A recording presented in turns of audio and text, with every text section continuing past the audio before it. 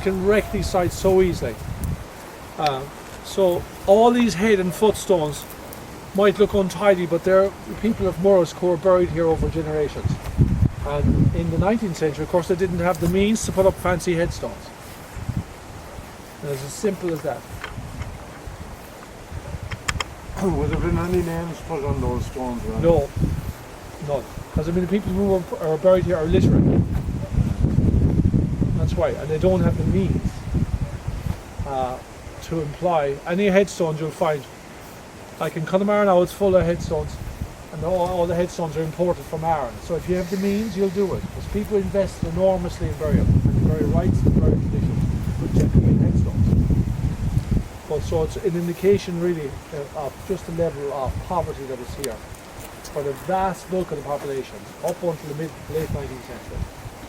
Only people of substance could employ it in masonry. Expensive. Local people would know their own stones, know all the stones. For a while they do. Yeah. Then there's a huge clear out of the population in the post-famine. Massive depopulation here. I was down in Inishlee. There's a lovely church site in Inishlee, and there's a handful of graves. It's as big as this, but only a handful of carved headstones. And my nephew was with me. He was only 6 at the time.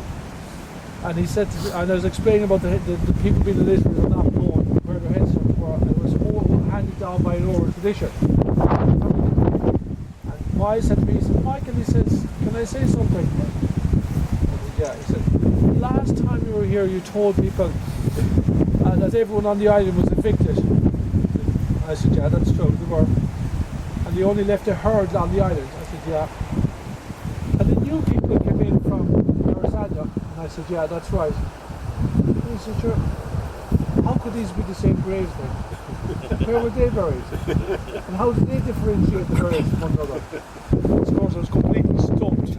I hadn't even thought about it.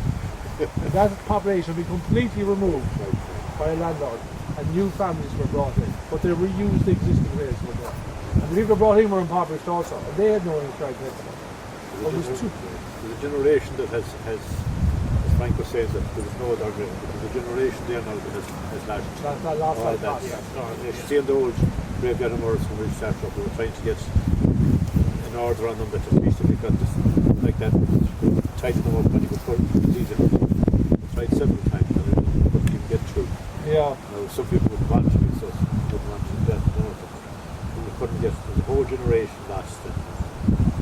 See, in the past there was my mother was one of those people who knew everybody going back 200 years actually in the family.